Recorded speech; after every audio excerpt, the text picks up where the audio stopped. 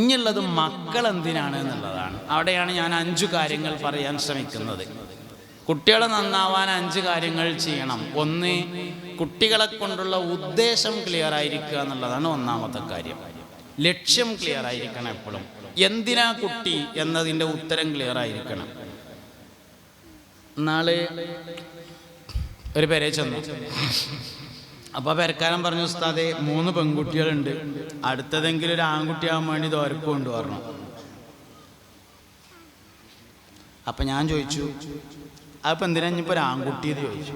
ഞാൻ പൊതുവെ അങ്ങനെ തമാശ ഒന്നും പറയലില്ല, എന്നാലും അങ്ങനെ ഇടയ്ക്കൊക്കെ ഒന്ന് പറയാം. അങ്ങനെയാണ് ആൾക്കാർ ഞാൻ തമാശ പറയുന്ന പറഞ്ഞത്, പക്ഷെ ഞാൻ അങ്ങനെ പറയലില്ല, എപ്പോഴേലൊക്കെ ഒന്ന് പറയും. അപ്പം ഞാൻ ചോദിച്ചു, എന്താ പിന്നെ ഒരു ആൺകുട്ടി എന്ന് ചോദിച്ചു. അതിൽ മൂപ്പര് പറഞ്ഞു, അത് നമുക്ക് ഈ നാളും പ്രായമൊക്കെ ആവുമ്പോഴേ ദണ്ണത്തിലൊക്കെ കിടക്കുമ്പോൾ ആശുപത്രിയിലൊക്കെ ആവുമ്പോൾ മരുന്നെടുത്തൊക്കെ തരാൻ അവനാൻ്റെ വെച്ചിട്ട് ഒരു ആൺകുട്ടി വേണ്ട വെച്ചിട്ടാണ് പറഞ്ഞു. എന്താ ഈ പറഞ്ഞേ, എനിക്ക് മനസ്സിലായോ? നമ്മൾക്ക് വയസ്സായി നാളും പ്രായമൊക്കെ ആയിട്ട് ദണ്ണത്ത് കിടന്നിട്ട് ആശുപത്രിയിലാവുമ്പോൾ മരുന്നെടുത്തരാൻ അവനാൻ്റെ വെച്ചിട്ട് ഒരാൺകുട്ടി വേണ്ട വെച്ചിട്ടാണ് എന്ന് വേണോ? കീശയിൽ പൈസ ഉണ്ടെങ്കിലേ നേഴ്സിനെ വെച്ചാൽ അവനാൻ്റെ കുട്ടികൾ നോക്കണേനേക്കാൾ ഉഷാറായിട്ടുണ്ട്. അതിന് കീശയെ കൈണ്ടായാൽ മതി. ദണ്ണത് കിടക്കുമ്പോൾ മരുന്നെടുത്ത് തരാൻ അങ്ങനെ ഒരു കുട്ടി വേണമെന്നൊന്നുമില്ല. വെറുതെ ആവശ്യമില്ലാത്ത ഈ പറഞ്ഞ ഒക്കെ അബദ്ധമാണ് എന്നുള്ളതാണ്. 1 വയസ്സാവുമ്പോൾ ദണ്ണത്ത് കിടക്കണം എന്നൊരു നിർബന്ധമില്ല. ആദ്യം അവിടെ തന്നെ പോയിക്കൊണ്ട് സംഗതി.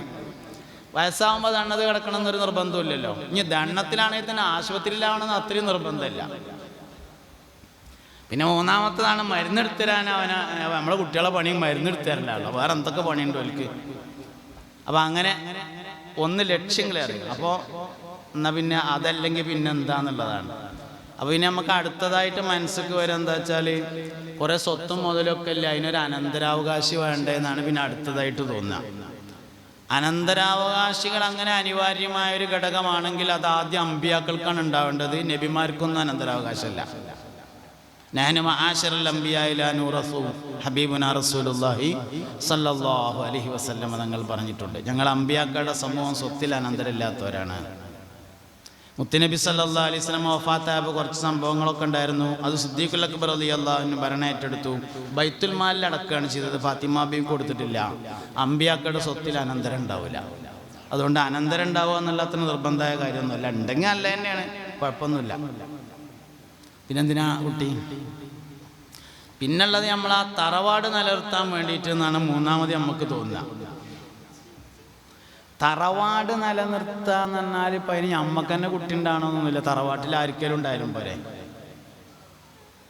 അല്ലെങ്കിൽ ഇപ്പം നമ്മൾ ഈ തറവാട് എന്നൊക്കെ പറഞ്ഞത് ആദം നബിയുടെ തറവാടാണെങ്കിൽ എല്ലാവരും പെട്ട തന്നെയാണ്.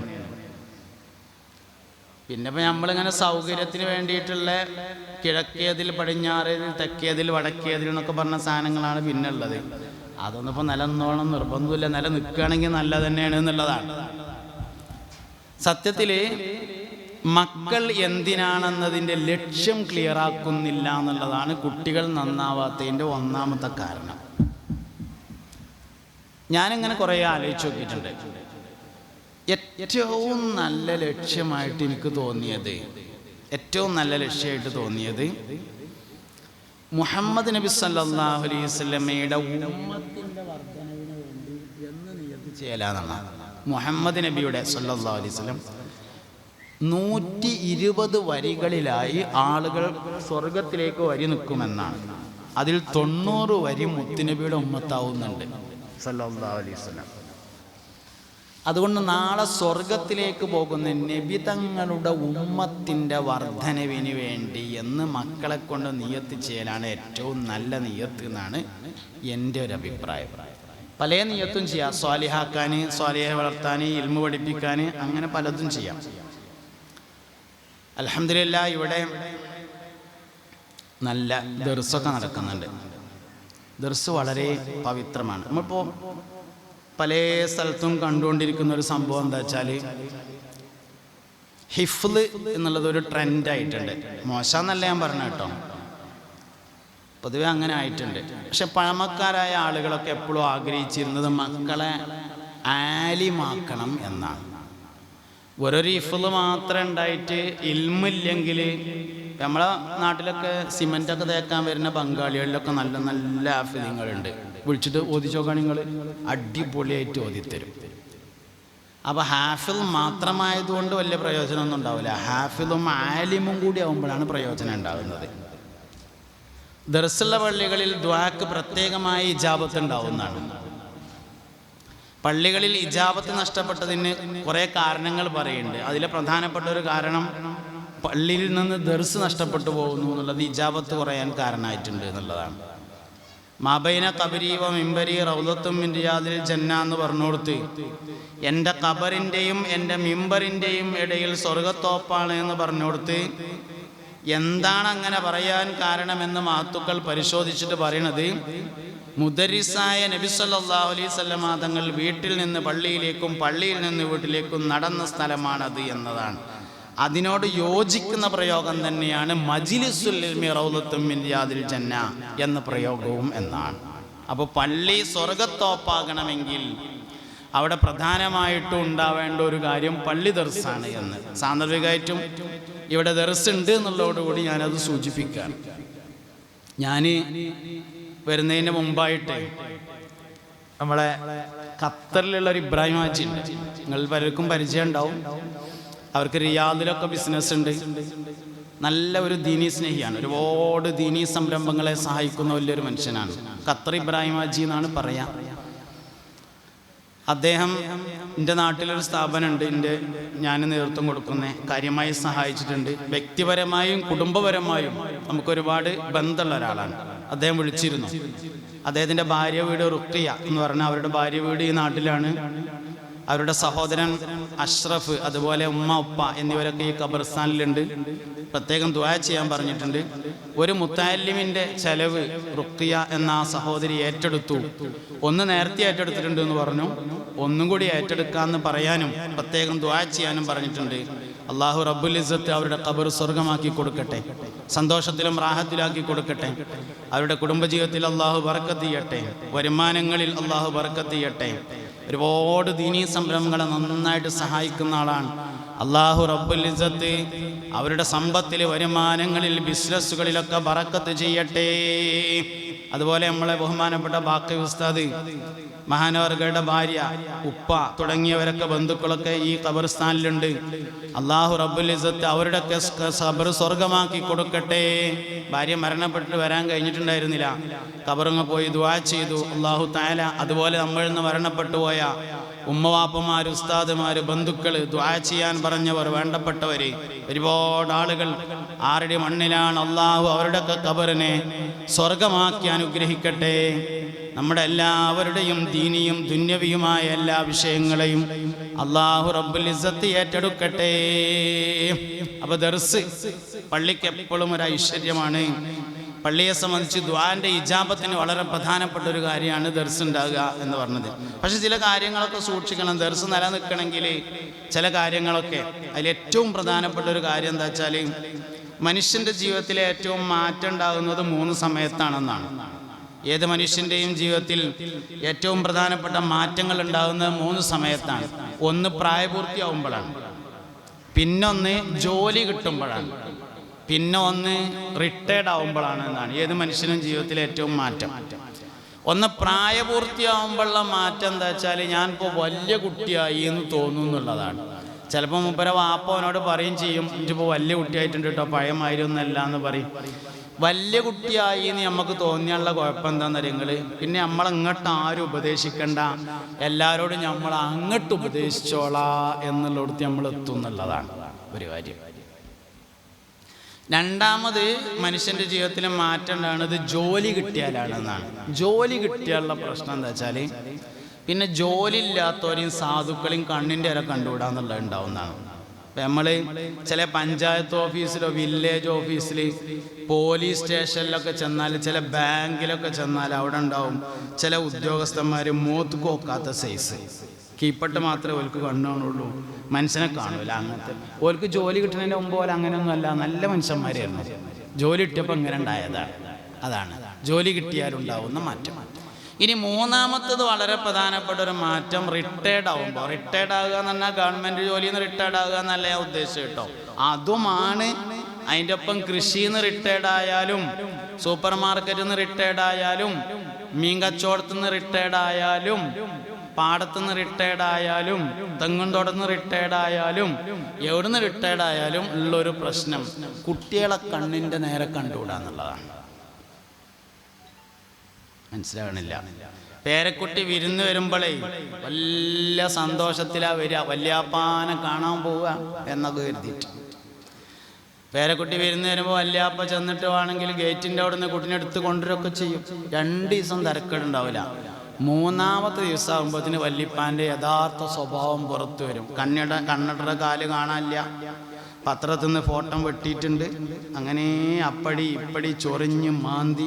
സൈക്കിൾമ കയറിയാൽ കയറിയതിൻ്റെ കുഴപ്പം, സൈക്കിൾമ കയറിയില്ലെങ്കിൽ കയറാത്തതിൻ്റെ കുഴപ്പം, സൈക്കിൾമ കയറിയാൽ കണ്ടിലേ ചെറുക്കൻ കാല് മുറിക്കാൻ വേണ്ടി കയറിയത് എന്നായി.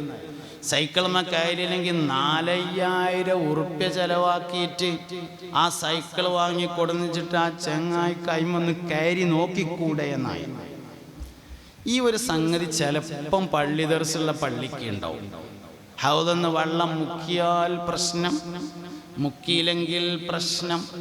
ഹൗദെന്ന് വെള്ളം മുക്കിയാൽ പടച്ചോൻ്റെ പള്ളിക്കത്തെ വെള്ളം മുഴുവൻ മുക്കി ഒഴിക്കുകയെന്നായി. മുക്കിയില്ലെങ്കിൽ അള്ളാൻ്റെ പള്ളിക്കൊക്കെ കാലഗാതെ കയറുകയെന്നായി. ഇതെന്തിനാ ഞാൻ പറഞ്ഞത്? നിങ്ങൾ എല്ലാവരും ചെറുതായിട്ട് വലുതായതാണ്. ആരും ഈ വലുപ്പത്തിൽ ഉമ്മ പ്രസവിച്ചതല്ല. സ്വാലിഹ് നബിയുടെ ഒട്ടകം മാത്രമേ പാറിൻ്റെ ഉള്ളിൽ നിന്ന് വന്നിട്ടുള്ളൂ. ബാക്കിയൊക്കെ ചെറുതായിട്ട് വലുതായത് തന്നെയാണ്. ചിലതൊക്കെ കണ്ടില്ലാന്ന് വെക്കേണ്ടി വരും, അപ്പോഴേ സംഗതിയൊക്കെ നിലനിന്ന് പോവുള്ളൂ എന്ന് പറയാനാണ് ഞാൻ സൂചിപ്പിച്ചത്. ചിലതൊക്കെ നമ്മളങ്ങനെ, അത് പെരയിലാണെങ്കിലും അങ്ങനെ തന്നെയാണ്, പള്ളിക്ക് മാത്രമല്ല അങ്ങാടിയിലാണെങ്കിലും അങ്ങനെ തന്നെയാണ്, പെരയിലാണെങ്കിലും അങ്ങനെ തന്നെയാണ്. അല്ലെങ്കിലും എൻ്റെ അഭിപ്രായത്തിൽ ചെറുപ്പക്കാരൊന്നല്ല കേടാൻ നിൽക്കുന്നത്, വയസ്സന്മാരാന്നുള്ള അഭിപ്രായം എനിക്കുള്ളത്.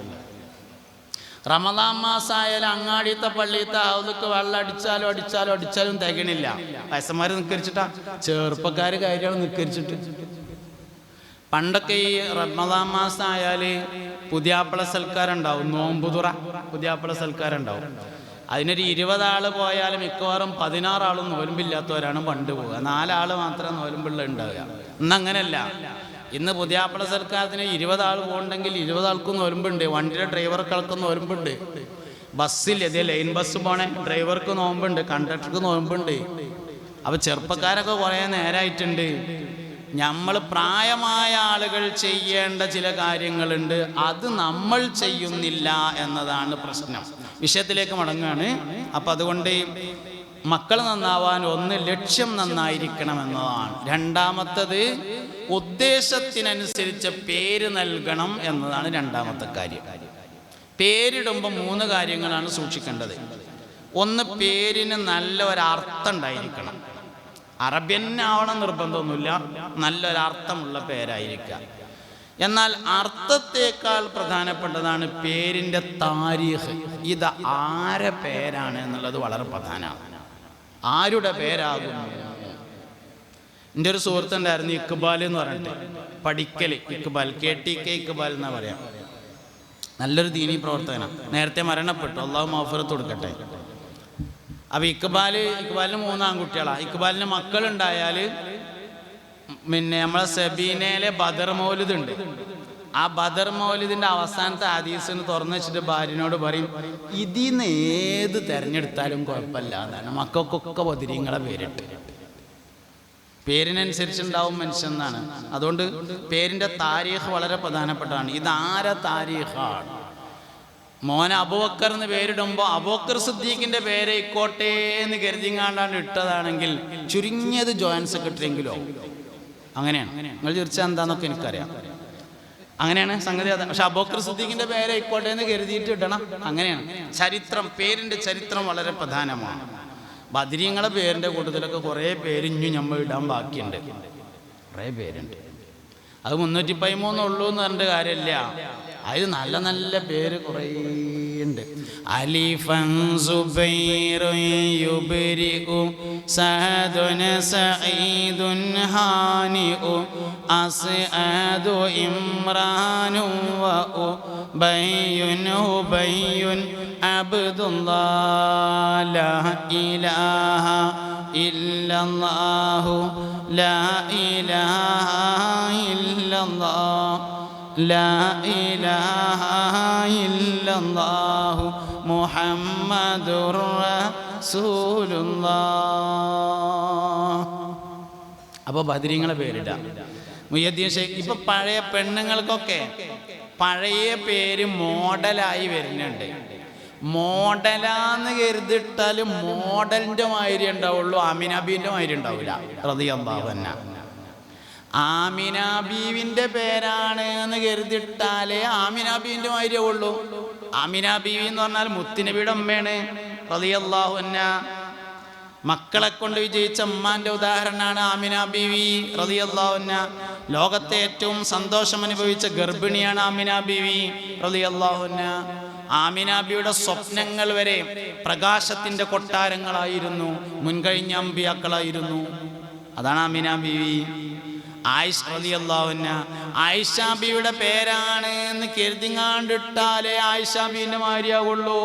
3600 ചില്ലാന ഹദീസാണ് ആയിഷ ബീവി റിപ്പോർട്ട് ചെയ്തത് റളിയല്ലാഹു അൻഹ. ഖദീജ ബീവിയുടെ പേരാണ് എന്ന് കരുതിട്ടാലേ ഖദീജ ബീവിന്റെ മാതിരിയാവുള്ളൂ.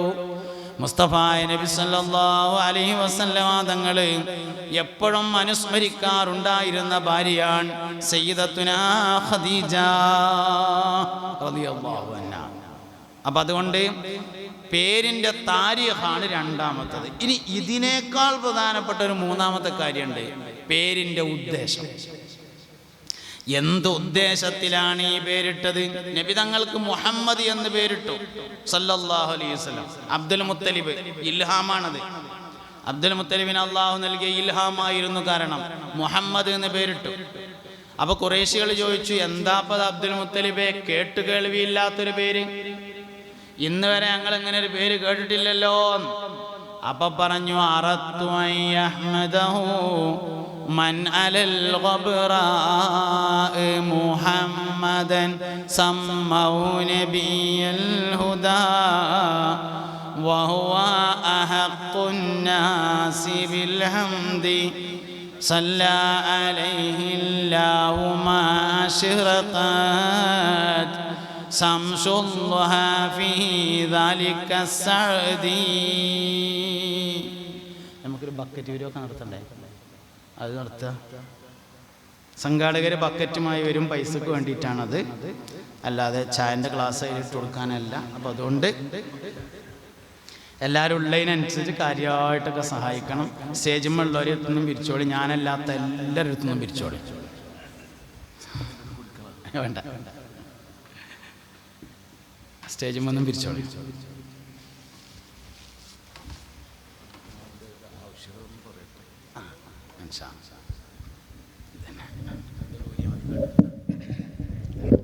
ഒരു 5 മിനിറ്റ് മുമ്പ് വിശ്രമിച്ചോട്ടെ. അപ്പോൾ ഏതായാലും പിരിവിനെ പറ്റി പറഞ്ഞ സ്ഥിതിക്ക് ഇവിടെ അൽഹംദുലില്ലാഹ് ബഹുമാനപ്പെട്ട പാവാടെ വരുമാനവും മറ്റുമൊക്കെ ഉപയോഗപ്പെടുത്തി ഒരുപാട് നന്മകൾ നടക്കുകയാണ്. വലിയൊരു ദർസ് ഇവിടെ നടക്കുന്നു. അതുകൊണ്ട് തന്നെ അവരുടെ ഫുൾ ചെലവ്, അവരുടെ സ്കൂൾ വിദ്യാഭ്യാസം ഒക്കെ, അതിനൊക്കെ ആവശ്യമായ കാര്യങ്ങൾ 3 മുദരിസന്മാർ ഇവിടെ ഉണ്ട്. 50-ലധികം 60ഓളം വിദ്യാർത്ഥികളുണ്ട്. അങ്ങനെ കുറേ കാര്യങ്ങൾ നടക്കുന്നു. നല്ല ഭാരിച്ച ചെലവുണ്ട്. മാത്രമല്ല മറ്റ് നമ്മുടെ മദ്രസ അൽബിർ പല കാര്യങ്ങളും നടക്കുന്നു. ഇപ്പോൾ നമുക്ക് വളരെ അടിയന്തിരമായി ദർസ് വിദ്യാർത്ഥികളുടെ ക്യാൻറ്റീനിൽ വലിയ ചില മാറ്റങ്ങൾ വരുത്തേണ്ടതുണ്ട്. വിദ്യാർത്ഥികൾ അധികരിച്ചതുകൊണ്ടും ക്യാൻറ്റീനിൽ കുറച്ച് പ്രയാസങ്ങളുള്ളതുകൊണ്ടും പെട്ടെന്ന് ചില മാറ്റങ്ങൾ വരുത്തേണ്ടതുണ്ട്. വിദ്യാർത്ഥികളുടെ അക്കമഡേഷൻ ഒരു 2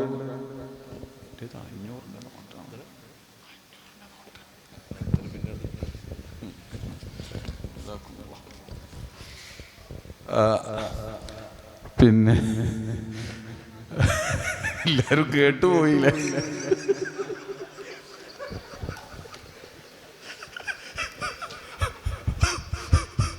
അവിടെ തിരിച്ചു തരാന്ന് പറഞ്ഞിട്ട്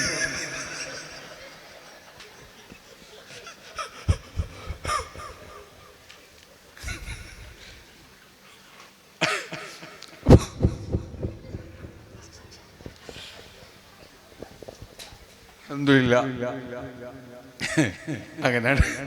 അൽഹംദുലില്ലാ ഞാൻ പിന്നെ ഇപ്പോൾ നമ്മൾ ചില പ്രത്യേക ചില കാര്യങ്ങളൊക്കെ ഇവിടെ പ്രത്യേകിച്ച് നമ്മുടെ മക്കാമിലൊക്കെ കുറേ കാര്യങ്ങൾ നമ്മൾ ചെയ്തിട്ടുണ്ട്. അതിലൊക്കെ വലിയ ഒരു ഉത്തരവാദിത്വം ഞാൻ തന്നെ ഏറ്റെടുത്ത് ചെയ്തത് കൊണ്ടാണ് അങ്ങനെ പറഞ്ഞത് കേട്ടോ.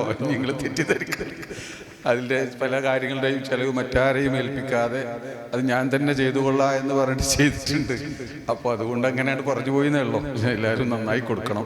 500 കൊടുത്താൽ പോരാ. ഏതായാലും ശരി, നമ്മളെ ക്യാൻറ്റീനിൽ ഒരു 3 ലക്ഷം ഞങ്ങൾ കണക്ക് കൂട്ടി നോക്കുമ്പോൾ അങ്ങനെ വലിയൊരു ചിലവുണ്ട്. കുട്ടികളുടെ അക്കമഡേഷൻ ഒന്ന് നന്നാക്കി എടുക്കേണ്ടതുണ്ട്. അതിനു വേണ്ടിയും ഒരു 3 ലക്ഷത്തിലധികം പിന്നെ നമുക്ക് ആവശ്യമാണ്. പിന്നെ അതുപോലെ ഞങ്ങൾ ഏകദേശം ഒരു വളരെ അത്യാവശ്യമായി ചെയ്യേണ്ടുന്ന ഒരു 5-10 ലക്ഷത്തിൻ്റെ കാര്യങ്ങൾ വളരെ പെട്ടെന്ന് ചെയ്യേണ്ടത് കണക്കൂട്ടി വെച്ചിട്ടുണ്ട്. ഇതൊക്കെ നമുക്ക് ഈ ആണ്ടിൻ്റെ ശേഷം ചെയ്യണമെന്നുണ്ട്. അതുപോലെ ഈ വിദ്യാർത്ഥികളുടെ ചെലവ്, ആ ചെലവിലേക്ക് നമുക്ക് വലിയ ഒരു സംഖ്യ അതും ആവശ്യമാണ്. അപ്പോൾ കുട്ടികളുടെ ചെലവ് ഏറ്റെടുക്കുകയാണ് ഓരോരുത്തരും. അപ്പോൾ അൽഹംദുലില്ലാ കുറേ ആളുകൾ മുന്നേ ഏറ്റെടുത്തവരുണ്ട്, കഴിഞ്ഞ പരിപാടികൾ ഏറ്റെടുത്തവരുണ്ട്. ഇന്നിപ്പോൾ നമ്മുടെ പന്തായി റുഖിയനെ സംബന്ധിച്ചാണ് പറഞ്ഞത്, അവർ ഏറ്റെടുത്തിട്ടുണ്ട് ഒരു കുട്ടിയുടെ കാര്യം. അപ്പോൾ അങ്ങനെയുള്ള കാര്യങ്ങളിലൊക്കെ നിങ്ങളുടെ സഹകരണം വളരെ ആവശ്യമാണ്. അല്ലാഹു സുബ്ഹാനഹു വ തആല അതൊക്കെ ഖബൂൽ ചെയ്യുമാറാവട്ടെ, നമ്മുടെ ഇഹപര വിജയത്തിന് അതൊക്കെ കാരണമാക്കി തരുമാറാവട്ടെ എന്ന് ദുആ ചെയ്യുന്നു. ബഹുമാനപ്പെട്ട ഉസ്താദ് തുടങ്ങി.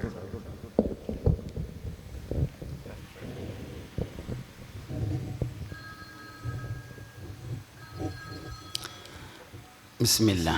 അൻത ഉമ്മുന്നം അബൂൻ മാ റഅയ്നാ ഫീമാ മിസ്ല ഹുസ്നിക ഖത്തു യാ സയ്യിദി ഖൈറൻ നബി ലാ ഇലാഹ ഇല്ലല്ലാഹു ലാ ഇലാഹ ഇല്ലല്ലാഹ് لا إله إلا الله محمد رسول الله أنت منجينا غدا من شفاعتك الصفا من لنا مثلك يا سيدي خير النبي لا إله إلا الله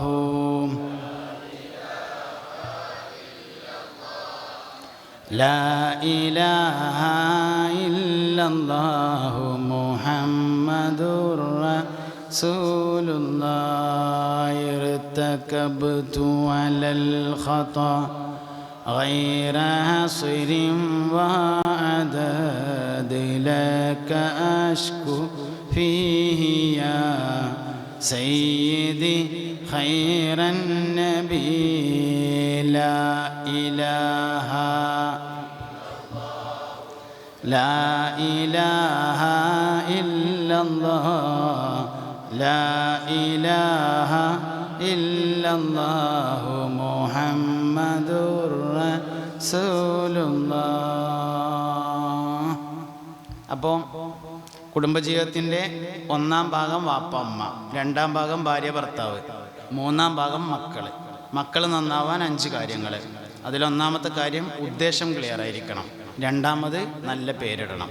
നല്ല പേരിടണം എന്ന് പറയുമ്പോൾ 3 കാര്യങ്ങൾ. 1 അർത്ഥം നന്നായിരിക്കണം, 2 താരീഖ് നന്നായിരിക്കണം, 3 ഉദ്ദേശം നന്നായിരിക്കണം. മക്കൾ നന്നാവാൻ ചെയ്യേണ്ട 3ാമത്തെ കാര്യം ദീനിയും ദുന്യവിയുമായ ഇൽമ പഠിപ്പിക്കണം. മുസ്ലിമായി ജീവിക്കാൻ ആവശ്യമായ ഇൽമ പഠിപ്പിക്കുന്നതിനാണ് ദീനിയും ദുന്യവിയുമായ ഇൽമ പഠിപ്പിക്കാറുള്ളത്. മുസ്ലിമും ആവണം, ജീവിക്കാനും പറ്റണം. ജീവിക്കാൻ പറ്റിയാൽ മാത്രം പോരാ, മുസ്ലിമൊക്കെ ആവും, ജീവിക്കാൻ പറ്റണില്ല, അങ്ങനത്തെ ആയാൽ പോരാ. മുസ്ലിമും ആവണം, ജീവിക്കാനും പറ്റണം, 2നും കൂടി പറ്റിയ. ഭൗതികം എത്ര പഠിച്ചാലും കുഴപ്പമില്ല, അതിനനുസരിച്ച് മതം പഠിച്ചിരുന്നാൽ മതി. മതം പഠിക്കാതെ ഭൗതികം മാത്രം പഠിച്ചാൽ അവർ പഠിച്ചത് കൊണ്ട് അവർക്ക് തന്നെ ഉപകാരം ഉണ്ടായിരിക്കില്ല എന്നാണ്. ഉമ്മാക്കും വാപ്പാക്കും ഏതായാലും കാര്യം ഉണ്ടാവില്ല, അവർക്കെങ്കിലും കാര്യം വേണ്ടേ, അതും ഉണ്ടാവില്ല. അതുകൊണ്ട് മതം പഠിക്കണം, ഭൗതികം പഠിക്കണം. ഭൗതികം എത്ര പഠിച്ചാലും കുഴപ്പമില്ല, അതിനനുസരിച്ച് ദീനും പഠിച്ചാൽ മതി. അതാണ് മൂന്നാമത്തെ കാര്യം. നാലാമത്തെ കാര്യം ഹലാലും തൊയ്യബുമായ ഭക്ഷണം മാത്രം കഴിക്കാൻ കൊടുക്കണം എന്നുള്ളതാണ്. തിന്നാൻ കൊടുക്കുന്നത് എപ്പോഴും തൊയ്യബായിരിക്കണം. ഹലാല് മാത്രമായാൽ പോരാ, തൊയ്യബുമായിരിക്കണം. ഹലാലാകാൻ പല വകുപ്പും ഉണ്ടാവും, തൊയ്യബാവാൻ വകുപ്പ് കുറവാണ്. അതുകൊണ്ട് തൊയ്യബായിരിക്കുക എന്നുള്ളത് പ്രധാനമാണ്. നാലാമത്തെ കാര്യം, മാതാപിതാക്കൾ മക്കൾക്ക് വേണ്ടി മനസ്സറിഞ്ഞ് ദ്വാരക്കണം. ഉമ്മാൻ്റെയും വാപ്പാൻ്റെയും ദ്വാൻ്റെ അത്രേ മക്കൾക്ക് ഉപകാരമുള്ള വേറൊരു ദ്വയും ദുന്യാവിലില്ല. അതുകൊണ്ട് മാതാപിതാക്കൾ മക്കൾക്ക് വേണ്ടി മനസ്സറിഞ്ഞ് ദ്വാരക്കണം. സയ്യിദുനാ മുഹമ്മദ് ബിൻ ഇസ്മായിൽ അൽ ബുഖാരി റളിയല്ലാഹു അൻഹുവിന് ഉമ്മാൻ്റെ ദ്വ കിട്ടിയതാണ്. ബഹുമാനപ്പെട്ട മുഹമ്മദ് ബിൻ ഇദ്രീസ് ശാഫിഈ റളിയല്ലാഹു അൻഹുവിന് ഉമ്മാൻ്റെ ദ്വ കിട്ടിയതാണ്. ബഹുമാനപ്പെട്ട ഗൗസുൽ ആലം സുൽത്താൻ മുഹിയുദ്ദീൻ അബ്ദുൽ ഖാദിർ അൽ ജീലാനി ഖദ്ദസല്ലാഹു സിർറഹുൽ അസീസ് മഹാനവറുകൾക്ക് ഉമ്മാൻ്റെ ദ്വ കിട്ടിയതാണ്. ഇവിടെ പരാമർശിച്ചു ബഹുമാനപ്പെട്ട അബുൽ ഹസൻ അലിയിനി ഷാദുലി റളിയല്ലാഹു അൻഹുവിനെ കുറിച്ച്. ഉമ്മാൻ്റെ ദ്വയാണത്. ഷാദുലി ഇമാം റളിയല്ലാഹു അൻഹുവിൻ്റെ ജീവിതത്തിൻ്റെ നല്ലൊരു ഭാഗം പിന്നിട്ടതിൻ്റെ ശേഷം കണ്ണിന് കാഴ്ച പരിപൂർണമായും നഷ്ടപ്പെട്ടിരുന്നു. മഹാനവറുകൾ വഫാത്താവുമ്പോൾ തീരെ കണ്ണ് കാണാതെയാണ് വഫാത്താവുന്നത്. സ്വർഗത്തിലാദ്യം റബ്ബിനെ കാണുന്നത് കണ്ണിന് കാഴ്ച നശിച്ചവൻ തന്നാണത്. റൂഹുൽ ബയാൻ നീ നോക്ക് രണ്ടിൽ ഉണ്ടിത് 686 പറയുന്നത്. അബുൽ ഹസൻ അലി ഷാദിലി റളിയല്ലാഹുവിനെ കുറിച്ചുകൂടെ പരാമർശിച്ചുകൊണ്ട് ഞാൻ പറഞ്ഞു എന്നേ ഉള്ളൂ. നമ്മളിന്ന് സാധാരണ ചെല്ലുന്ന ഒരുപാട് ദിക്റുകൾ ഉണ്ടല്ലോ. നമ്മളെ സബീന ഉണ്ടല്ലോ, സബീനയിലുള്ള മിക്കവാറും ദിക്റുകളൊക്കെ ഷാദുലിയാക്കളുടേതാണ്. താജുസ്സലാത്ത്, നാരിയത്തുസ്സലാത്ത്, ദലായിലുൽ ഖൈറാത്ത്, ബുർദബൈത്ത്. മഹാനായ ഇമാം ബൂസൂരി റളിയല്ലാഹു അൻഹു ഷാദുലിയാണ്. അപ്പം അങ്ങനെ ഒരുപാട് നമുക്ക് കേരളക്കാർക്ക് പ്രത്യേകിച്ചും ഒരു ബന്ധമുള്ള ആളാണ് അബുൽ ഹസൻ അലി ഷാദുലി റളിയല്ലാഹു അൻഹു. ഉമ്മാൻ്റെ ദ്വയാണ് എന്ന് പറഞ്ഞാണ് ഞാൻ. ഗൗസുല്ലാദമിൻ്റെ ഉമ്മാൻ്റെ ദ്വയാണ് യഥാർത്ഥത്തിൽ. ഗൗസുല്ലാദമിൻ്റെ വാപ്പ നേരത്തെ മരണപ്പെട്ടിരുന്നു. ഉമ്മയാണ് 25 വർഷം പഠിപ്പിക്കുന്നതും ഉമ്മ തന്നെയാണ്. ഉമ്മാൻ്റെ അടുത്ത് നിന്ന് തന്നെയാണ് പ്രാഥമിക വിദ്യാഭ്യാസം മഹാനായ ഗൗസുല്ലാദം നേടുന്നതും. ദീനീ പ്രബോധനത്തിന് ഒരുപാട് കാലം 25 വയസ്സിൽ നാട് വിട്ടിട്ട് ദീൻ പഠിക്കാൻ വേണ്ടി 25 കൊല്ലം ചുറ്റി നടന്നു. അങ്ങനെ 50 വയസ്സ് 40 വർഷം ദർസ് നടത്തുകയും വയല് പറയുകയും ചെയ്തു. അതിൻ്റെ കൂടെ മഹാനവറുകൾക്ക് കച്ചവടം ഉണ്ടായിരുന്നു. 65 കൊല്ലം കച്ചവടം ചെയ്ത് 91-ാമത്തെ വയസ്സിൽ മഹാനവറുകൾ ലോകത്തോട് ഇവിടെ പറഞ്ഞു. 25 ആണ്ടോളം ചുറ്റി നടന്നോവർ ഇരിയന്നായകൽ കേട്ടാരേ ഇരുന്നോവർ 40 ഇറ്റാണ്ടോളം വയത് പറഞ്ഞോവർ നന്നായി 90 കൊല്ലം ഇരുന്നോവർ. അള്ളാഹു അവരുടെയൊക്കെ മദദ് ഫൈലാനിനെ നമ്മളിലേക്ക് വർഷിപ്പിക്കട്ടെ. ബഹുമാനപ്പെട്ട മുഹമ്മദ് എന്ന ഷെയ്ഖുപ്പാപ്പ അള്ളാഹു അവരുടെ മദദിനെയും ഫൈലാനിലെയും നമ്മളിലേക്ക് വർഷിപ്പിക്കട്ടെ. അവരുടെ തിരുനോട്ടമുള്ള ഒരു മഹത്തായ സദസ്സായി ഈ സദസ്സിനെ അള്ളാഹു നമ്മളിൽ നിന്നും കബൂൽ ചെയ്യട്ടെ. മുഅ്മിനീങ്ങളെ, ഇനി പറയാൻ ബാക്കിയുള്ളത് ബന്ധു എന്ന് പറയുന്ന വിശാലാർത്ഥത്തിൽ ജ്യേഷ്ഠന്മാർ, അനുജന്മാർ, എളാപ്പാർ, മൂത്താപ്പാർ. ജ്യേഷ്ഠന്മാരും അനുജന്മാരും തമ്മിൽ മുണ്ടൂലെങ്കിൽ, എളാപ്പിയും മൂത്താപ്പിയും തമ്മിൽ മുണ്ടൂലെങ്കിൽ ഞാൻ അതിന് പറയുന്ന ഒറ്റ നിർദ്ദേശമേ ഉള്ളൂ. അടുത്ത വെള്ളിയാഴ്ച അങ്ങാടി പോകുമ്പോൾ 10 ഉറുപ്പ്യ കൊടുത്താൽ അല്ലെങ്കിൽ 20 ഉറുപ്പ്യ കൊടുത്താൽ യൂസുഫ് നബിയുടെ കഥയുള്ള ഒരു പുസ്തകം കിട്ടും. മഹാനായ സയ്യിദുനാ യൂസുഫ് നബി അലൈഹി ഇസ്ലാമിൻ്റെ താരീഖുള്ള ഒരു ബുക്ക്. അത് വാങ്ങിക്കൊണ്ടിരാം. അത് വാങ്ങിക്കൊടുന്നിട്ട് ഓരോട്ടം ആദ്യം വായിച്ചു നോക്കുക. മുണ്ടാത്ത ജ്യേഷ്ഠൻ്റെ അടുത്തേക്ക് പോയി സലാം പറയാൻ തോന്നുന്നുണ്ടെങ്കിൽ ഓരോട്ടം വായിക്കുമ്പോൾ നിർത്താം. തോന്നുന്നില്ലെങ്കിൽ രണ്ടാമത് പിന്നെയും വായിക്കുക. അങ്ങനെ എപ്പോഴാണ് മുണ്ടാത്ത അഞ്ചൻ്റെ അല്ലെങ്കിൽ മുണ്ടാത്ത എളാപ്പാൻ്റെ അടുത്ത് പോയിട്ട് അസ്സലാമു അലൈക്കും എളാപ്പ ഒന്നും വിചാരിക്കണ്ട കേട്ടോ എന്ന് പറയാൻ തോന്നുന്നത് അതുവരെ വായിക്കുക. യൂസുഫ് നബി അലൈഹി ഇസ്ലാമിനെ ജ്യേഷ്ഠന്മാർ കൊണ്ടുപോയിട്ട് കിണറ്റിലിട്ടു. അത്തിരിട്ടൊന്നും ഇപ്പം നമ്മളെ കാരണന്മാർ നമ്മളോട് ചെയ്തിട്ടില്ലല്ലോ. അങ്ങനെ യൂസുഫ് നബി അലൈഹി ഇസ്ലാം വള്ളിമ്മ കൂടെ കയറിയിട്ട് മിസ്രിൽ പോയി രാജാവായിട്ട് ആ ജ്യേഷ്ഠന്മാർ യൂസുഫ് നബിയെ കാണാൻ വേണ്ടി വരുന്ന ഒരു ദിവസമുണ്ട്. അന്ന് സയ്യിദുനാ യൂസുഫ് അലൈഹി ഇസ്ലാം തൻ്റെ സിംഹാസനത്തിൽ ഇരുന്നില്ല എന്നാണ്.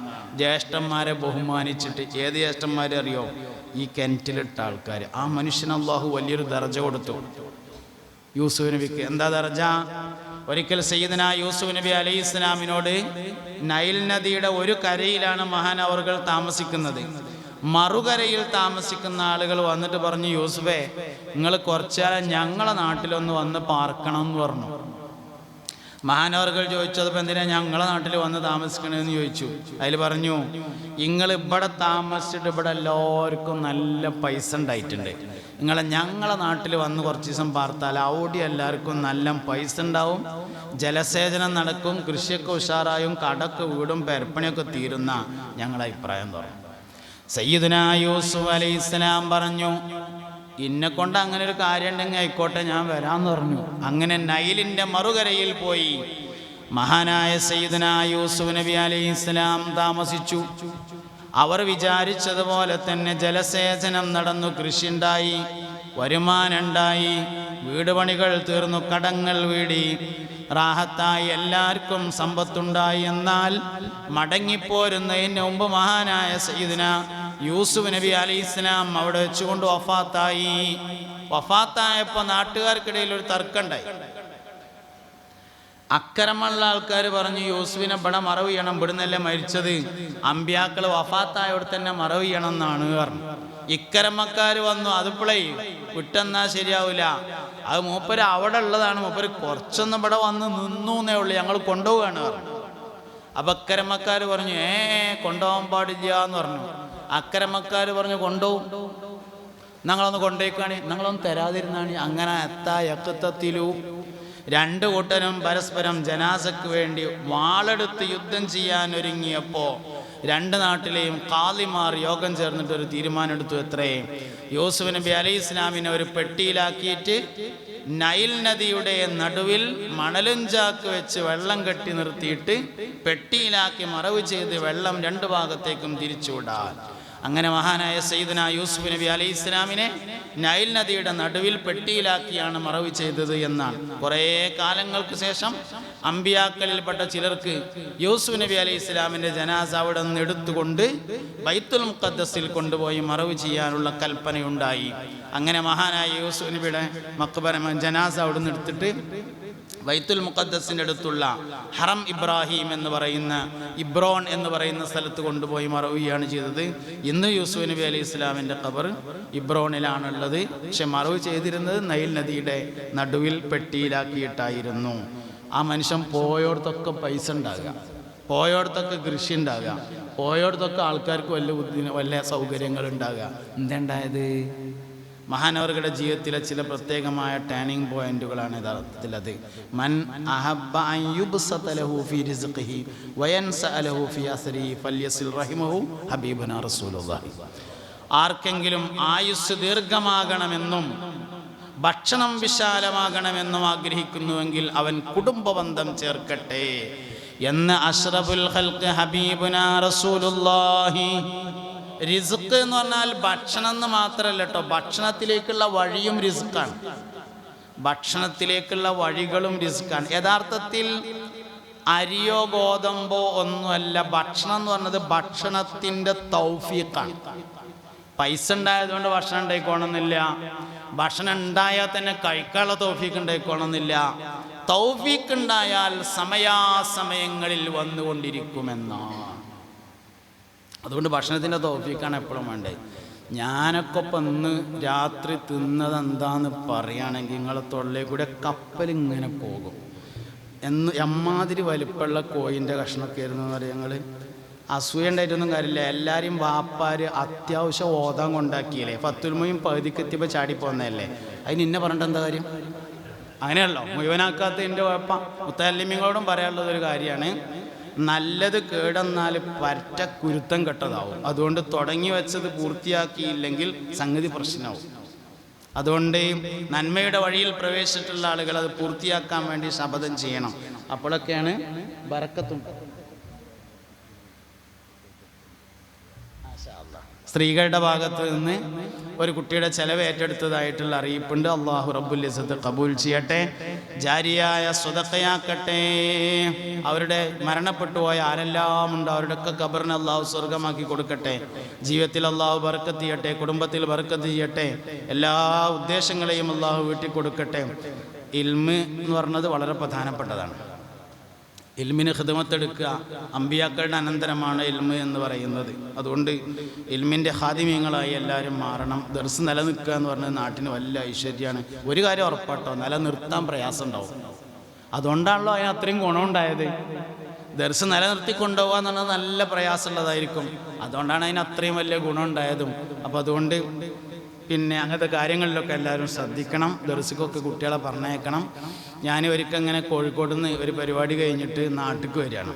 അപ്പോൾ ഇങ്ങനെ ബസ്സിൽ, അന്ന് വണ്ടിയൊന്നുമുള്ള സമയമായിട്ടില്ല, ബസ്സിനിങ്ങനെ യാത്ര ചെയ്ത് വരുമ്പോൾ ഒരാൾ അത്യാവശ്യം കണ്ടാൽ തിരക്കിടില്ലാത്തൊരു തടിയും മണ്ണൊക്കെ ഉള്ള വെള്ളക്കുപ്പായൊക്കെ ഇട്ടിട്ട് ഒരാൾ കയറിയിട്ട് KSRTCയിലാണ്, ഞാൻ അങ്ങാടി പുറത്താണ് ഇറങ്ങുക. അപ്പം എൻ്റെ സീറ്റിൽ ഇങ്ങനെ ഇവിടെ അടുത്ത് വന്നിരുന്നു. എന്നിട്ട് അയാളിനോട് ചോദിച്ചു, നിങ്ങളെവിടെയെന്ന് ചോദിച്ചു. ഞാൻ കൊളത്തൂരാണ് പറഞ്ഞു. അവിടെ ഇപ്പോൾ പള്ളിയിൽ ദർസുണ്ടോ ചോദിച്ചു. അതിൽ ഞാൻ പറഞ്ഞു ഇല്ലായിരുന്നു. അന്ന് ദർസുണ്ടായിരുന്നില്ല, അപ്പോൾ ദർസുണ്ട്. ഇത് ഭരണ സമയത്ത് ദർസില്ലായിരുന്നു. അപ്പോൾ അയാൾ എന്നോട് പറഞ്ഞു, ഇപ്പം എവിടെയും ദർസില്ല, ആൾക്കാരൊന്നും കുട്ടികളെ ഓതാൻ പറഞ്ഞേക്കണില്ല. ഇങ്ങനെയൊക്കെ പോയാൽ ദീനുൽ ഇസ്ലാമിൻ്റെ കാര്യം എന്താണെന്നാവോ, കഷ്ടം തന്നെയാണ് എന്നൊക്കെ പറഞ്ഞിട്ട് കുറേ പറഞ്ഞ് അയാളെ പറച്ചിലൊക്കെ കഴിഞ്ഞതിന് ശേഷം ഞാൻ ലാസ്റ്റ് മൂപ്പരോട് ചോദിച്ചു, നിങ്ങൾക്ക് എത്ര കുട്ടികളുണ്ട് എന്ന് ചോദിച്ചു. അപ്പം അയാൾ പറഞ്ഞു അപ്പോൾ അയാൾ പറഞ്ഞു 3 ആൺകുട്ടികളുണ്ട് എന്ന് പറഞ്ഞു. ഓല എന്തൊക്കെയാണ് ചെയ്യണമെന്ന് ചോദിച്ചു. ഒരാൾ അക്കരമയാണെന്ന് പറഞ്ഞു, ഒരാൾ ഇക്കരമയാണെന്ന് പറഞ്ഞു, ഒരാൾ നടുവിലുമാണ് എന്ന് പറഞ്ഞു. അതായത് അവനാൻ്റെ കുട്ടികളൊന്നും ഓതാൻ പറഞ്ഞേക്കാനാവില്ല, ദീനുൽ ഇസ്ലാം നിലനിൽക്കണം എന്നുണ്ടേനും ഒക്കെ കൂടി നടക്കൂല. എല്ലാവരും പറ്റുന്നവർ, ഞാൻ ഒരു തറവാട്ടിൽ ഒരാളെപ്പോഴും മൂല്യരുണ്ടാവണം എന്നേ പറയണുള്ളൂ. അല്ലാതെ എല്ലാവരും മൂല്യന്മാരാവും പോയാൽ പിന്നെ ആരോടെ വയല് പറയുക, അതൊരു പ്രശ്നമല്ലോ. അതുകൊണ്ട് ഒരു തറവാട്ടിലൊന്ന് ആൾക്കാരുടെ ഇടയിൽ നീച്ച് നിന്നിട്ട് വർത്താനം പറയാൻ പറ്റുന്ന തരത്തിൽ ഒരു തറവാട്ടിലൊന്ന് എപ്പോഴും ഉണ്ടായിരിക്കണം. അതുകൊണ്ട് അള്ളാഹു നിങ്ങളെ ഈ നാടിന് വലിയ ഭാഗ്യം ചെയ്തിട്ടുണ്ട്. അള്ളാഹു അതൊക്കെ നിലനിർത്തി തരട്ടെ. അള്ളാഹു അവൻ്റെ മദദിനെയും ഫൈദാനിലെയും നമ്മുടെ ഈ നാട്ടിലേക്ക്, പ്രദേശത്തേക്ക് വർഷിപ്പിക്കട്ടെ. ഐക്യത്തെയും യോജിപ്പിനെയൊക്കെ അള്ളാഹു നിലനിർത്തി തരട്ടെ. അപ്പോൾ പറഞ്ഞുകൊണ്ടിരിക്കുന്നത്, കുടുംബബന്ധം എന്ന് പറഞ്ഞത് വിശാലമായ കുടുംബം. ജ്യേഷ്ഠന്മാർ, അഞ്ചന്മാർ, എളാപ്പാർ, മുത്താപ്പാർ. മൻ അഹബ്ബ അൻ യുബ്സത ലഹു ഫീ റിസ്ഖിഹി വയൻസഅ ലഹു ഫീ അസ്രിഹി. അപ്പോൾ എന്താ വേണ്ടത് പറഞ്ഞത്, യൂസുഫ് നബിയുടെ താരീഖ് വായിച്ചാൽ ജ്യേഷ്ഠനും അഞ്ചനും കൂടി മുണ്ടണില്ലെങ്കിൽ മുണ്ടാനാണ് തോന്നുവോളാണ്ട് വായിച്ചാൽ മതി. എളാപ്പിയും മൂത്താപ്പിയും മുണ്ടണില്ലെങ്കിൽ മുണ്ടാനാണ് തോന്നും. യൂസുഫ് നബിയുടെ കഥ വായിച്ചാൽ ആ ജ്യേഷ്ഠന്മാർ, ആ കിണറ്റിലിട്ട ആൾക്കാർ മിസ്റിലേക്ക് വന്ന സമയത്ത് മഹാനായ സയ്യിദന യൂസുഫ് നബി അലൈഹി ഇസ്ലാം ബഹുമാനം കൊണ്ട് തൻ്റെ സിംഹാസനത്തിൽ ഇരുന്നിട്ടില്ല എന്നാണ്. അപ്പോൾ അല്ലാഹു സുബ്ഹാനഹു വ തആല ഒരു മനുഷ്യന് വലിയ വലിയ ഭാഗ്യങ്ങൾ കൊടുക്കുന്നത് ഇങ്ങനത്തെ വിഷയങ്ങളെ കൊണ്ടാണ്. ഞാൻ പറഞ്ഞ വിഷയങ്ങളൊന്ന് ചുരുക്കി നിങ്ങളെ ശ്രദ്ധയിൽപ്പെടുത്തിയിട്ട് അവസാനിപ്പിക്കാം. ഒന്നാമത്തെ കാര്യം, ബന്ധുക്കൾ, കുടുംബജീവിതം എന്നതൊക്കെ പറയുന്നതിലെ ഒന്നാം ഭാഗം എന്ന് പറയുന്നത് വാപ്പിയമ്മയാണ്. ഉമ്മാൻ്റെ അടുത്ത് അള്ളാഹു തആല സ്വർഗം കൊടുത്തിട്ടുണ്ട്. അതിന് 2 ഭാഗമുണ്ട്. ഞാൻ ഒരുപാട് ആലോചിച്ച് നോക്കിയിട്ടുണ്ട്. പരീക്ഷാ ഫീസ് വാപ്പാൻ്റെ അടുത്താണ് കൊടുത്തത്. സ്കൂട്ടിയിൽ എണ്ണടിക്കാനുള്ള പൈസ വാപ്പാൻ്റെ അടുത്താണ് കൊടുത്തിട്ടുള്ളത്. മീൻ വാങ്ങാനുള്ള പൈസ വാപ്പാൻ്റെ അടുത്താണ്. സ്വർഗം മാത്രം ഉമ്മാൻ്റെ അടുത്ത് കൊടുത്തു. എന്തേക്കാരം അതെന്ന് ഞാൻ കുറേ ആലോചിച്ച് ചോദിക്കണം. അത് 2 കാര്യങ്ങൾക്ക് വേണ്ടിയിട്ടാണെന്നാണ് ഞാൻ മനസ്സിലാക്കിയത്. ഒന്ന്, ഇമ്മാൻ്റെ അടുത്തു നിന്നാകുമ്പോൾ വേഗം വാങ്ങാൻ പറ്റും. ബാപ്പാൻ്റെ അടുത്തു നിന്നാണെങ്കിൽ കിട്ടണമെങ്കിൽ കുറച്ച് പണി ഉണ്ടാവും. ഉമ്മാൻ്റെ അടുത്തു നിന്ന് എളുപ്പം കിട്ടും. എന്നിട്ടും ഒരാൾ വാങ്ങിയില്ലെങ്കിൽ ഓൻ 5ൻ്റെ നയ പൈസക്ക് പറ്റൂല. ഉമ്മാൻ്റെ അടുത്ത് കൊടുത്തിട്ടും വാങ്ങിയില്ലെങ്കിൽ. അതിന് രണ്ടാമത്തെ ഒരു കാര്യം കൂടിയുണ്ട്. സ്വർഗം ഉമ്മാൻ്റെ അടുത്ത് കൊടുത്തത് കൊടുക്കാൻ വേണ്ടിയിട്ടും കൂടിയാണ്. ഇന്നാളൊരു ഉമ്മ പറഞ്ഞു, ഉത്തരേ ഞാൻ മരിച്ചാൽ എൻ്റെ മയ്യത്തും പുറം പോലും ഓന് കാണിച്ചു കൊടുക്കരുത് എന്ന്. അതിനല്ല കേട്ടോ ഉമ്മാൻ്റെ അടുത്ത് തന്നിട്ടുള്ളത്. എന്തൊക്കെ ഉണ്ടായാലും എൻ്റെ കുട്ടിയല്ലേ എന്ന് ആലോചിക്കാൻ വേണ്ടിയിട്ടാണ്. അതുകൊണ്ട് ആ കാര്യം കൂടി അതിൻ്റെ കൂട്ടത്തിൽ വെക്കണം. എന്തായാലും ഉമ്മാൻ്റെ കാലിൻ്റെ സ്വർഗം. വാപ്പ മനുഷ്യൻ്റെ ഏറ്റവും പ്രധാനപ്പെട്ട അഡ്രസ്സാണ്. അതുകൊണ്ട് മാതാപിതാക്കൾ വളരെ പ്രധാനപ്പെട്ടതാണ്, പ്രാധാന്യപൂർവ്വം കാണുകയും വേണം എന്ന് ഒന്നാമത്തെ കാര്യം. രണ്ടാമത്തെ കാര്യം ഭാര്യ ഭർത്താവ് എന്ന ബന്ധമാണ്. സ്വഭാവമാണ് കുടുംബജീവിതത്തിൻ്റെ വിജയം. സൽസ്വഭാവം ഒറ്റ വാക്കിൽ ഒതുക്കാൻ പറ്റൂല. ഒതുങ്ങാണെങ്കിൽ ലാ തഗ്ളബ് അഹദ എന്ന ഹദീസിലാണ് ഒതുങ്ങുക. നീ ആരോടും ദേഷ്യപ്പെടരുത് എന്നതിനാണ് സൽസ്വഭാവം എന്ന് പറയുന്നത്. പാരമ്പര്യത്തിൻ്റെ പേരിൽ ദേഷ്യം പഠിപ്പിക്കുന്ന ആളുകൾ വരെയുള്ള കാലഘട്ടത്തിലാണ് ഇങ്ങനെ വേദ പറയാൻ നമുക്ക് അവസരം ഉണ്ടായത്. മൂന്നാമത്തെ കാര്യം മക്കളുമായി ബന്ധപ്പെട്ടുള്ള ബന്ധമാണ്. മക്കൾ സ്വാലിഹീങ്ങളാവാൻ, മക്കൾ നന്നാവാൻ 5 കാര്യങ്ങൾ ചെയ്യണം എന്നാണ് ഞാൻ പറഞ്ഞത്. ഒന്ന്, മക്കളെ കൊണ്ടുള്ള ഉദ്ദേശം ക്ലിയർ ആയിരിക്കണം. പല ഉദ്ദേശങ്ങളും നമുക്ക് ആദ്യം എടുക്കേണ്ടത് അവസാനം എടുക്കും, അങ്ങനെയൊക്കെ ഉണ്ട്. ആദ്യം എടുക്കേണ്ട പല തീരുമാനവും അവസാനം എടുക്കും. നമ്മൾ തല്ലിമീങ്ങളെ കാണുമ്പോൾ 2 വർത്താനം കൂടി പറയാൻ എനിക്ക് തോന്നണമൊക്കെ ഉണ്ട്. അതെന്താ വെച്ചാൽ SLC ഇങ്ങനെ പാസ്സായി ഒരു 9 A+ ഒക്കെ ഉണ്ടെന്ന് വിചാരിക്കുക. 10 A+ ഉണ്ടായെങ്കിൽ +2 സയൻസിന് വിടണം. ഒരു 8 or 7 ഒക്കെ ആണെങ്കിൽ കൊമേഴ്സിന് വിടാം. ഒരു 5, 4 A+ ഒക്കെ ആണെങ്കിൽ ഹ്യൂമാനിറ്റീസിന് വിട്ടാലും മതി. ഒറ്റ A+ ഇല്ലെങ്കിൽ പിന്നെ കിട്ടിയ SLC മതിയാക്കിയിട്ട് അടുത്ത പരിപാടിക്ക് വിടണം. എന്താ അടുത്ത പരിപാടി? വല്ല സൂപ്പർ മാർക്കറ്റിലോ കണ്ണടപ്പീടിയിലോ ചെരുപ്പും കടയിലോ ജ്വല്ലറിയിലോ ഒക്കെ നിന്നാൽ പഠിച്ചുണ്ടാക്കിയാൽ മെച്ചം തന്നെയാണ്. വിദ്യാഭ്യാസത്തിലെ ഏറ്റവും വലുത് ജീവിക്കാനുള്ള വിദ്യാഭ്യാസമാണല്ലോ. അപ്പോൾ അതുകൊണ്ട് ജീവിക്കാൻ പഠിഞ്ഞാൽ സംഗതി ഉഷാറാവും. അപ്പോൾ അങ്ങനെ എവിടെയെങ്കിലൊക്കെ ഒന്ന് കൊണ്ടാക്കി വിജയിക്കാൻ പറ്റിയാൽ സൂപ്പറാണ്. മീൻ കടയ്ക്ക് പറ്റും, കോഴിക്കടയെ പറ്റും, അങ്ങനെയൊക്കെ പറ്റും കൊണ്ടാക്കിയിട്ട്. പക്ഷെ 4 ദിവസം പോയിട്ട് വന്നപ്പോഴോ ഒരു ദിവസം ഏട്ടത്തല വെട്ടിയപ്പോൾ ചെറിയിക്കിട്ട് തെറിച്ചു. അന്ന് വാപ്പാട് വന്നിട്ട് പറഞ്ഞു, ഇപ്പാ ഇന്നെക്കൊണ്ട് ഇത് നടക്കൂലെന്ന് പറഞ്ഞു. ഇനിയിപ്പോൾ എന്താ ചെറുക്കനെ നമ്മൾ കാട്ടുകയെന്ന് ഇമ്മയും ബാപ്പയും കൂടി ഇങ്ങനെ കൂടി ആലോചിച്ചപ്പോൾ ഉമ്മ പറഞ്ഞു, ഓനെ അമ്മക്ക് ഓതാൻ കൊണ്ടാക്കുക. അപ്പോൾ വാപ്പ പറഞ്ഞു, ഒന്ന് മയ്യത്ത് നിസ്കരിക്കാനും കടക്കട്ടെ. ആരും ഈ ഏട്ടത്തല വെട്ടാൻ പറ്റാത്ത ഓനാനുള്ള പനക്ക് മയ്യത്ത് നിസ്കരിച്ചേണ്ടത്. അത് ശരിക്കും ആദ്യം എടുക്കേണ്ട തീരുമാനമാണ്. മൂത്തത് ആൺകുട്ടിയായിരുന്നു. അൽഹംദുലില്ലാഹ് അവനാൻ്റെ വെച്ചിട്ടൊന്നും മയ്യത്ത് നിസ്കരിക്കാനായി കിട്ടിയല്ല അള്ളാന്ന് അന്ന് തീരുമാനിക്കേണ്ടത്. അതാണ് ഞാൻ ആദ്യം എടുക്കേണ്ട പല തീരുമാനങ്ങളും നമ്മൾ അവസാനം എടുക്കും. ഇനിയിപ്പോൾ അങ്ങനെ അവസാനം തീരുമാനം എടുത്ത എത്ര ആൾക്കാരുണ്ട് എന്നുള്ളതൊരു വിഷയം തന്നെയാണ്. ഏതായാലും ഒന്ന്, കുട്ടികളെ കൊണ്ടുള്ള ഉദ്ദേശം ക്ലിയർ ആയിരിക്കണം. 2, ഉദ്ദേശത്തിനനുസരിച്ചുള്ള പേരുണ്ടായിരിക്കണം. മൂന്നാമത്തെ കാര്യം ദീനിയും ദുന്യവിയുമായ ഇൽമ പഠിപ്പിക്കണം. 4-മത്തേത് ഹലാലും തൊയ്യിബുമായ ഭക്ഷണം കൊടുക്കണം. 5-മത്തേത് മാതാപിതാക്കൾ മക്കൾക്ക് വേണ്ടി മനസ്സറിഞ്ഞ് ദ്വാരക്കണം. ഇനി ബന്ധങ്ങളിൽ ഉള്ള അടുത്തത്, ബന്ധങ്ങളിലുള്ള പ്രധാനപ്പെട്ടത് ജ്യേഷ്ഠാനുജന്മാർ, എളാപ്പ മൂത്താപ്പമാർ, പെങ്ങന്മാർ, അമ്മായിമാർ. ഒരു കാര്യം ഞങ്ങളോട് ഉറപ്പിച്ച് പറയാം, ആർക്കും ആരെയും മാറ്റാൻ കഴിയില്ല, സ്വയമായി മാറാൻ മാത്രമേ കഴിയുള്ളൂ. ഓൻ അങ്ങനെ ആയതുകൊണ്ട് ഞാൻ ഇങ്ങനെ ആയതാണ് എന്ന് പറഞ്ഞിട്ടൊരു പ്രയോജനമില്ല. മറ്റൊരാളെ മാറ്റാൻ നമുക്ക് കഴിയില്ല, നമുക്ക് മാറാനേ കഴിയുള്ളൂ.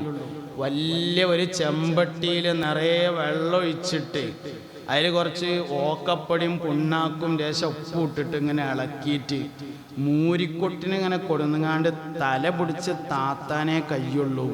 വലിക്കണമെങ്കിൽ മൂരിക്കുട്ടി എന്നെ വിചാരിക്കണം. ആർക്കും ആരെയും മാറ്റാനൊന്നും കഴിയൂല, സ്വയമായി മാറാൻ മാത്രമാണ് കഴിയുക. നാട്ടുകാരൊക്കെ നന്നായിട്ട് നമ്മൾ നന്നാവാൻ തീരുമാനിച്ചിട്ട് ആ ജ്യേഷ്ഠൻ അങ്ങനെ ആയിട്ടല്ലേ, 5 എങ്ങനെ ആയിട്ടല്ലേ, അല്ലെങ്കിലും അളാപ്പനോട്. ശൈത്താൻ്റെ വലിയൊരു പണി എന്താ പറയുക, നിങ്ങൾ ന്യായം പറഞ്ഞു തരും. ശൈത്താൻ്റെ ഒരു മനുഷ്യ ശരീരത്തിൽ പിശാച് കയറിയാൽ ആദ്യം കയറുക നാവുമ്മൈക്കാരം. മനുഷ്യ ശരീരത്തിൽ ശൈത്താൻ കയറുമ്പോൾ ആദ്യം കയറുക നാവുമ്മൈക്കാരം. നാവുമ്മ ശൈത്താൻ കയറിയാൽ അവന് ന്യായം പറയാനല്ലാതെ വിവരം ഉപയോഗപ്പെടുകയില്ല എന്നതാണ് ഏറ്റവും പ്രധാനപ്പെട്ട അപകടം എന്ന് പറഞ്ഞത്. അതുകൊണ്ട് ഓന ആദ്യം സംഭവിച്ചതിന് ന്യായം പറയാന്നുള്ളതാണ്. ന്യായമൊന്നും പറഞ്ഞിട്ട് കാര്യമില്ല. നമുക്ക് മാറാനേ കഴിയുള്ളൂ, മറ്റുള്ള മാറ്റാൻ കഴിയില്ല. അതുകൊണ്ട് നമ്മൾ എന്തേ ചെയ്തത് എന്നുള്ളത് തന്നെയാണ് പ്രശ്നം. ഓലെന്തേ ചെയ്തത് എന്നുള്ളതിൽ ഉത്തരം ഓലാണ് പറയേണ്ടത്, നമ്മളല്ല. അതുകൊണ്ട് മാറ്റത്തിന് തയ്യാറെടുക്കുക എന്നുള്ളതാണ് കുടുംബ പ്രശ്നങ്ങൾ തീരാനുള്ള ഏറ്റവും വലിയ പരിഹാരമാർഗം. ഞാൻ പറഞ്ഞൊരു കാര്യം ആലോചിക്കുക, യൂസുഫ് നബിയുടെയും ജ്യേഷ്ഠന്മാരെയും കഥ വായിച്ചാൽ എളാപ്പി മക്കളും മുണ്ടും, ജ്യേഷ്ഠനും അഞ്ചനും മുണ്ടും, അമ്മകളും മുണ്ടും, പെങ്ങന്മാരും ആങ്ങളാരും മുണ്ടും, എല്ലാം ക്ലിയർ ആയിരിക്കും. അല്ലാഹു റബ്ബുൽ ഇസ്സത്ത് നല്ല കുടുംബ ജീവിതം നൽകി അനുഗ്രഹിക്കട്ടെ.